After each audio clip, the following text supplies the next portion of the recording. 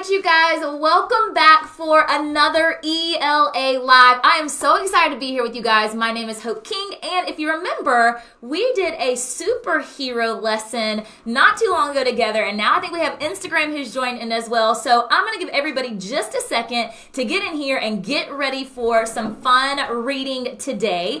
And so I was just telling Facebook, Instagram, I was with you guys a couple of weeks ago when we did the awesome man. And we talked all about awesome words and using our vocabulary and also visualizing. So I'm so excited to be back with you guys today. I'm going to share one of my favorite stories. Something you might not know about me is, yes, I am a teacher and I've taught a lot of different grade levels, but specifically my last few years of teaching, I was a science teacher specifically. And so I'm so excited because today's read aloud is going to bring in, yes, all of those ELA standards, an amazing story about a little girl, but also it's going to bring in some science. And I'm not just going to be with you today, I'm also going to be with you tomorrow too. So today we are going to be reading a story called Ada Twist, Scientist, and I've got several things that I need for you to help me out with today. So I've got to know, are you ready? If you're ready, say I'm ready.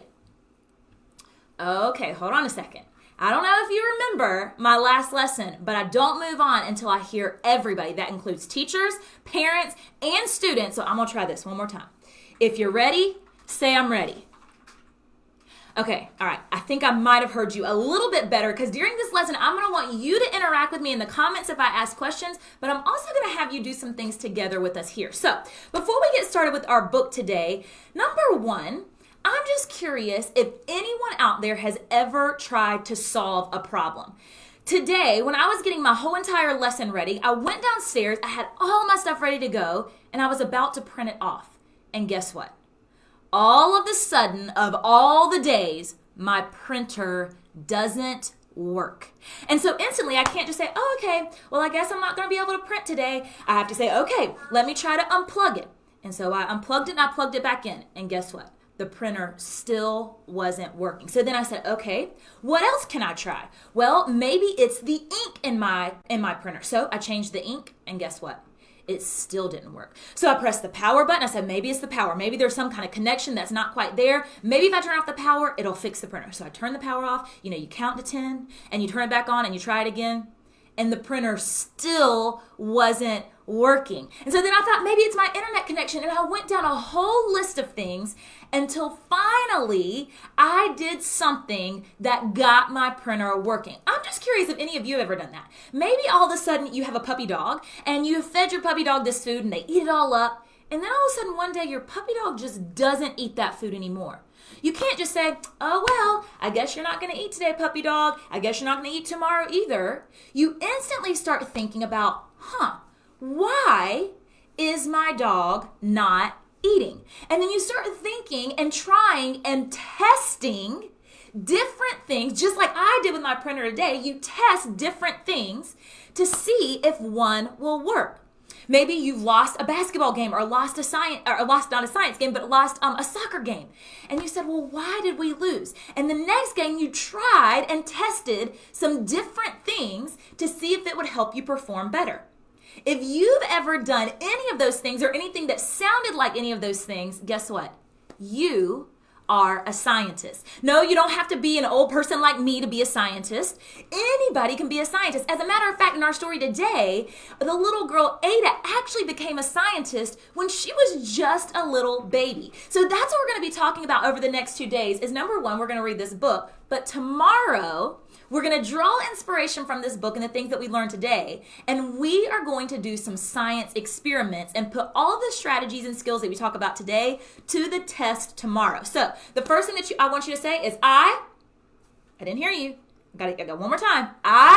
You got to say it proud. I am a scientist.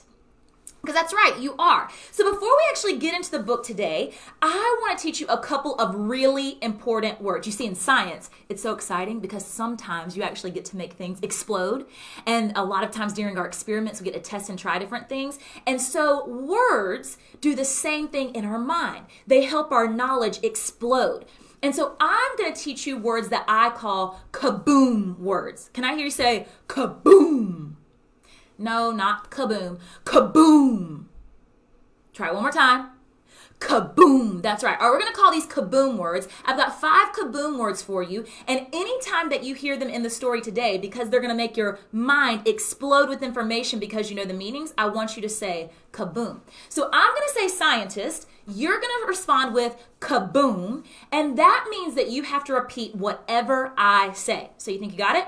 I'm going to say scientist. You have to say kaboom, that's right. And then you are going to repeat whatever I say. So let me get my words pulled up. We've got 5. Here we go. Scientist, kaboom. You got it. Here we go. Chaos. Wait, I didn't hear you. I said chaos. You got to say chaos. Chaos, complete confusion or disorder.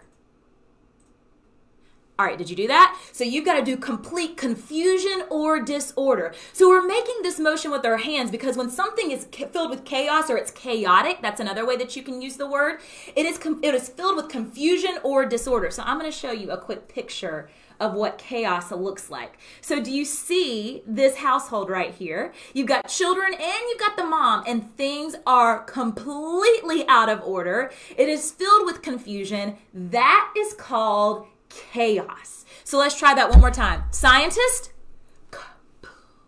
chaos, complete confusion or disorder. All right, you got it. Awesome. That is our first kaboom word. All right, so you ready for word number 2? I want you to keep that one in your mind. After chaos, the next one that we have is scientist, curious. I really want to know. All right, I think you got the hang of it now. I saw a lot of you repeating after me. Yes, in fact, I can see you. And curious is when we're really curious about something. We really want to know something. We try everything to figure it out. Like maybe you want to know the secret ingredient that makes chocolate chip cookies so gooey and delicious. Or maybe you want them to be crunchy and you're going to have to change your ingredient. You're going to be really curious about that. So let's try that one more time. Scientist, curious. I really want to know. All right, awesome job. You got word number 2. So you remember our first word was chaos, and we're doing this because everything's out of order. It's confusion. And our second word is curious. So we've got chaos and we've got curious. All right, 3 more. Here we go. The third word that I want you to know, oh, this one's a good one. The third word is scientist, pungent. The word was pungent if you didn't hear it. Try it one more time. Pungent. And what pungent means is having a strong or powerful or sharp odor. So when you do a lot of things in science, sometimes it is very pungent. Maybe some of you have brothers and sisters. I have a little 10-month-old, and man, when we change his diapers, it has a very pungent odor. So we're going like this for pungent because it has a very strong smell. So let me do it one more time and you're going to repeat after me. Pungent. A sharp or strong odor. All right, you got it. So that is word number 3. Remember, our first word was what? Let's see if you remember. Chaos. That's right. Our second word was curious because you really want to know. And our third word, what do we have? Pungent. Pungent, a really strong smell. All right, our fourth word is research. So let's try this. Scientist, research. So for research, I'm typing on a keyboard, I'm looking something up, perhaps maybe even in a book, and I'm also using a magnifying glass because we can also make observations as part of our research. So we're going to say, let's try it one more time, repeat after me. Research. Perfect. And for this is a careful study or investigation. Awesome job. You got it. So that is what research is all about. And scientists are always researching and learning prior to doing their experiments, which is what we're going to be doing tomorrow. All right, so let's go through these one more time. And we've got one more to learn. Our first word was chaos. That's right. Disorder or confusion. Our second word was curious. You got it. Our third word was pungent, that strong odor or smell. And our fourth word, let's see if you remember, what was it? Research. That's right, because we're looking things up, we're studying information, and we're also making strong observations. That is research. All right, and our fifth and final word is one of my favorite, and every scientist loves this word. Let me see if you've ever heard this word before. In the comments, if you've ever heard this word, let me know. It's a big word. It's a scientific word. We're about to get really smart. It is called hypothesis. Have you ever heard the word hypothesis used before? And let me tell you why scientists get so excited about this word. Because once you get to the hypothesis, guess what comes next? The experiment. And that is the fun of science. So first we've got to get through hypothesis. Now let's try it out. Here we go. Scientist, hypothesis. An educated guess. Awesome. And that's what a hypothesis is. A hypothesis is an educated guess based on information that you already have or something that you already know. So when I was working on my printer this morning, there's several things that I know about printers, and sometimes they just need to be able to be unplugged to reset. So I made a hypothesis this morning that if I unplugged my printer, it would start back up. Now here's the unfortunate thing about hypothesis. Sometimes they're right, and more times they're wrong. And so many of my hypotheses that I had this morning were completely wrong. But as scientists, we keep testing and trying different things until our hypothesis might just turn out to be correct. So that word is hypothesis. Let me see you do it. Here we go. Hypothesis. Awesome job. All right, I think you got the hang of it. Let's try all five of them. Here we go. Scientist. Kaboom. That's right. Our first word was chaos. Excellent job. Disorder, confusion. Our second word was curious because we really want to know. Our third word was pungent, that strong smell. The fourth word, remember? That's right. Research because we're looking up information. Why? Because we want to be able to make a strong. Our fifth word, that big word, that scientific word was what?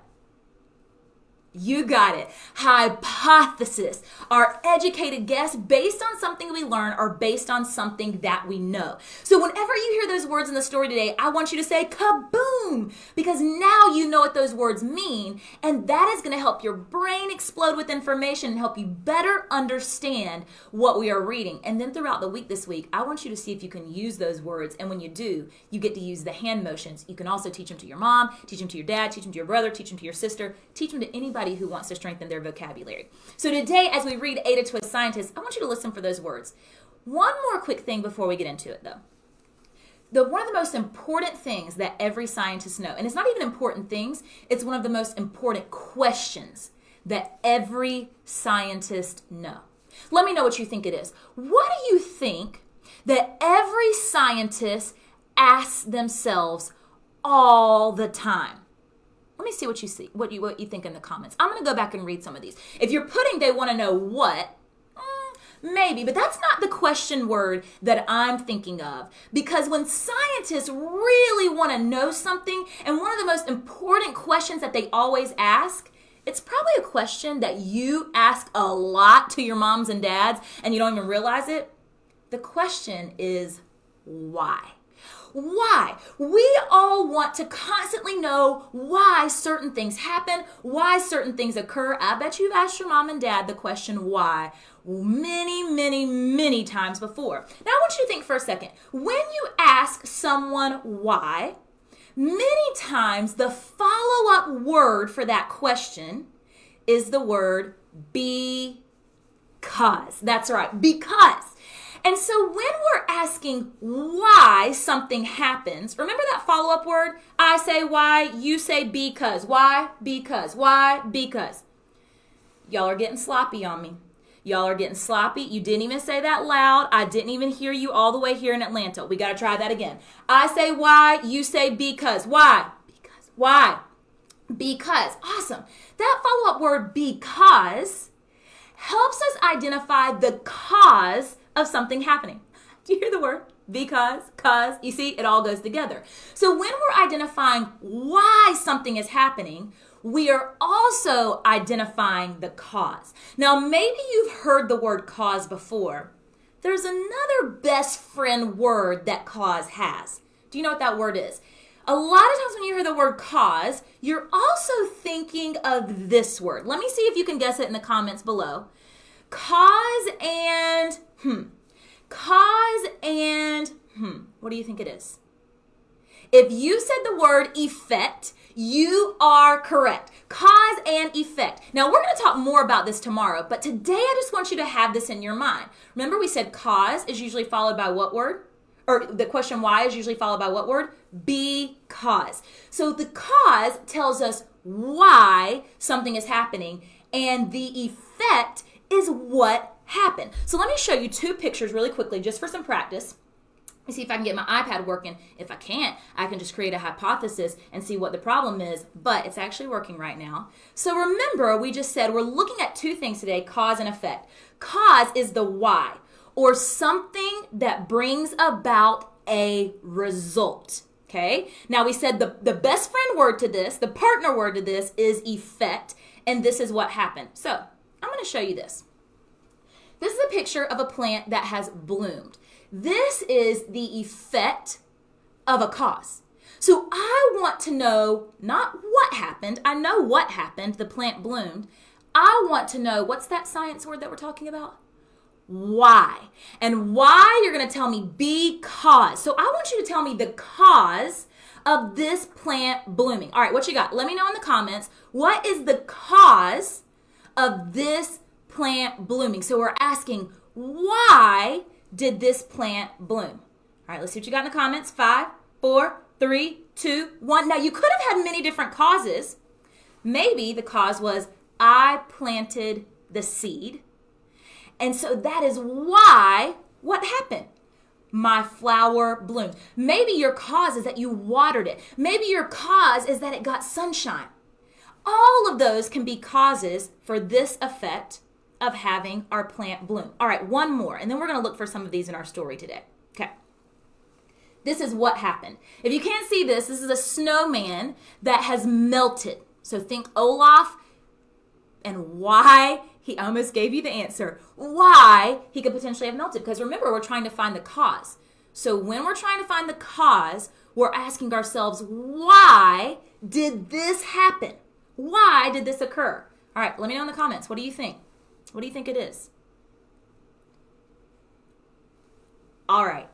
I have that the sun came out. It caused heat, and that is why our snowman melted. So maybe you have something along those lines. Those are called cause and effect relationships. And as scientists, we're always thinking, what's that question again? We're always asking what? Why something happened. So today, as I read Ada Twist Scientist, I want you to think about what, a lot of times the author tells us what happens, but I want you to always have in the back of your mind, but why did it occur? So you're going to be working to identify the causes today. All right, Ada Twist Scientist by Andrea Beatty. So two things, listen for your kaboom words, and always be asking yourself, why did that event occur? All right, here we go. Ada Twist Scientist. Ada Marie said not a word till the day she turned 3. She bounced in her crib and looked all around, observing the world, but not making a sound. She learned how to climb and made her big break with a trail of chaos, there's one of our kaboom words, left in her wake. Oh my goodness, look at all of that chaos happening. She ran through the day chasing each sound in sight and didn't slow down till she conked out at night. My kind of girl. I love making observations and seeing what's happening around me. Her parents were frazzled, but tried not to freak as Ada grew bigger and still did not speak. Clearly, young Ada, with lots in her head, would have something to say when it ought to be said. So even as a young baby, Ada was constantly making observations, something that all scientists do. That's just what happened when Ada turned 3. She tore through the house on a fact-finding spree and climbed up the clock just as high as she could And her parents yelled, "Stop," as all good parents would. Ada's chin quivered, but she did not cry. She took a deep breath and simply asked. What word do you think she asked? Why? That is a true scientist at heart, always wanting to know why. Why does it tick and why does it talk? Why don't we call it granddaughter clock?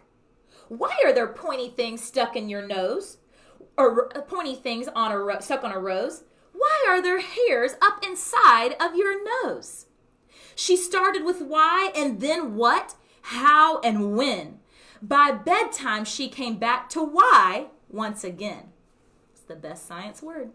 She drifted to sleep as her dazed parents smiled at the curious thoughts of their curious child. Did you say kaboom? Because there was one of our kaboom words. Who wanted to know what the world was about.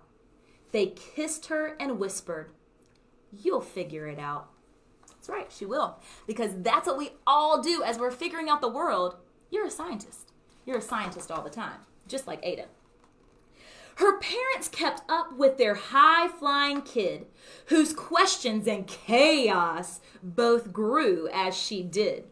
Just look around. You can see all the chaos. Even Miss Greer found her hands were quite full when young Ada's chaos wreaked havoc at school. But this much was clear about Miss Ada Twist. She had all the traits of a great scientist. Now, on this page, we know what happened. She wreaked havoc. There was chaos. But as readers, just like scientists, one of the most important questions that we can ask is, what is that word? Why? So sometimes the author doesn't tell us why in words. They don't tell us the cause in words. We have to be intuitive enough to look at our pictures and find the cause. So what was the cause of the chaos at school? What was the cause? Let me know in the comments below. And I'm going to come back and read some of these. You can look easily and see what the cause, why the cause of her wreaking havoc at school. Ada was busy that first day of spring, testing the sounds that make mockingbirds sing, when a horrible stench whacked her right in the nose, a pungent aroma that curled up her toes. Ooh, I can just smell it myself.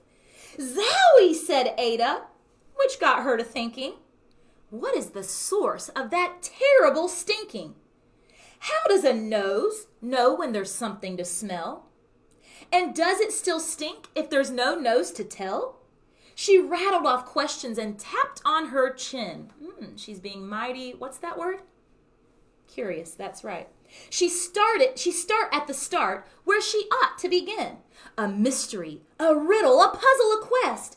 This was the moment that Ada loved best. Loves trying to figure things out.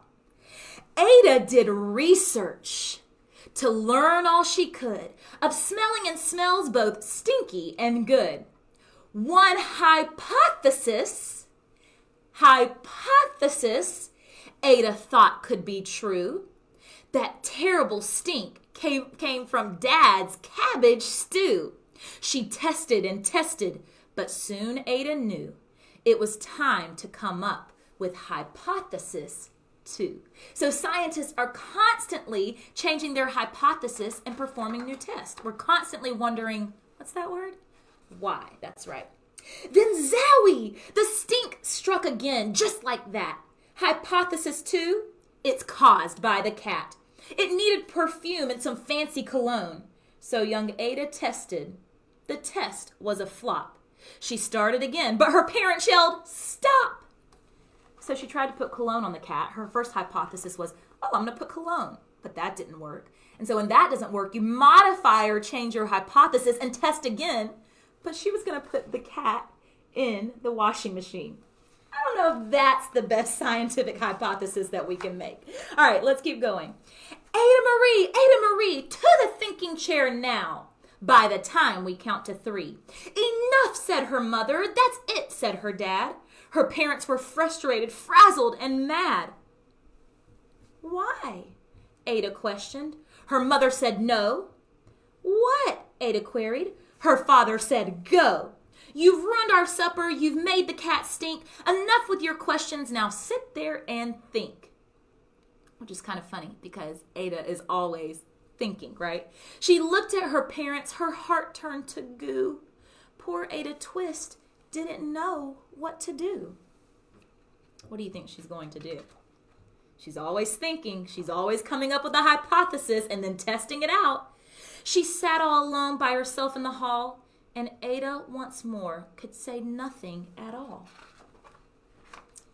And so Ada sat and she sat and she sat, and she thought about science and Stu and the cat and how her experiments made such a big mess. Does it have to be so? Is that part of success? Are messes a problem?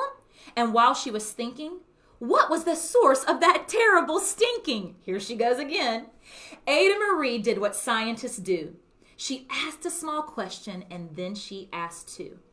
And each of those led her to 3 questions more. And some of those questions resulted in 4. As Ada got thinking, she really dug in. She scribbled her questions and tapped on her chin, being what? Curious, right? She started at why, and then what, how, and when. At the end of the hall, she reached why once again. Oh boy. Her parents calmed down and they came back to talk. They looked at the hallway and just had to gawk. No patch of bare paint could be seen on the wall. Look at all of her thoughts. The thinking chair now was the great thinking hall. They watched their young daughter and sighed as they did. What would they do with this curious kid who wanted to know what the world was about? They smiled and whispered, we'll figure it out. And that's what they did, because that's what you do when your kid has a passion and heart that is true. They remade their world. Now they're all in the act of helping young Ada sort fiction from fact. She asks lots of questions. How could she resist? It's all in the heart of a young scientist. And as for that smell, what can Ada Twist do but learn all she can with her friends in grade 2? Because when you research and you learn, remember, then you can make a hypothesis. That's right. Will they discover the stink that curls toes? Well, that is the question. And someday, who knows? I just love that book because it talks all about the characteristics or the character traits of a strong scientist. And it was lots of our words that we talked about today. A good scientist is very what? Curious, that's right. And they're constantly doing what? Research, exactly, because they want to use what they know to create a hypothesis. That's right. And all of those words were the words that we heard to describe the actions of Ada Twist. And remember that word that she always used? The word was what? Why. And so tomorrow we are going to use all of those words. We're going to be curious. We're going to talk about research. We're going to talk about creating a hypothesis. But we're also going to be testing something during an experiment tomorrow, just like Ada Twist does in this book. But before we get to that tomorrow, tonight, I need to do some very important things. If you are going to come to the laboratory tomorrow, first of all, I need you to go to the link, and you must have your laboratory badge for tomorrow's experiments. Also, you must get your science brain ready to go. Let me see if I can get this twisted correctly. So all of these are printables in the resource that your parents can download and print for you. And I want you to color these and piece them together. You can make them look however you want. But you've got to come to the science lab ready to go tomorrow. But not only that, you've got to practice some things for me. Remember, we talked about cause, and what was that best friend word? Effect. That's right. So in the resources, I have some different scenarios, and one thing tells what happened, but the other thing tells why it happened. So you've got to identify the events as a cause or as an effect. You're going to color the causes blue, the effects yellow. Then you can cut them out if you would like, and you can make a fun little science craft that you can hang up. One more final thing. I also have some cards. And you can play a game called headbands with these cards. So y'all know the game. You just put a headband on, you put the cards right here.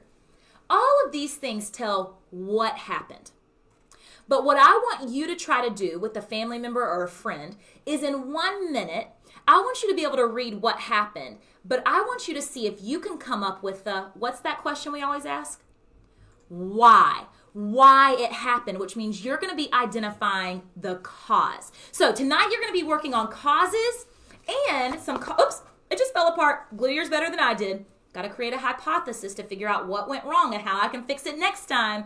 But then you can glue your science craft together. I want you to come ready to the science lab tomorrow, ready to use your brains, ready to be curious, ready to do some research or investigation, ready to create a hypothesis, and then tomorrow we're going to get to experiment. So I will see you guys then. Bye, everybody.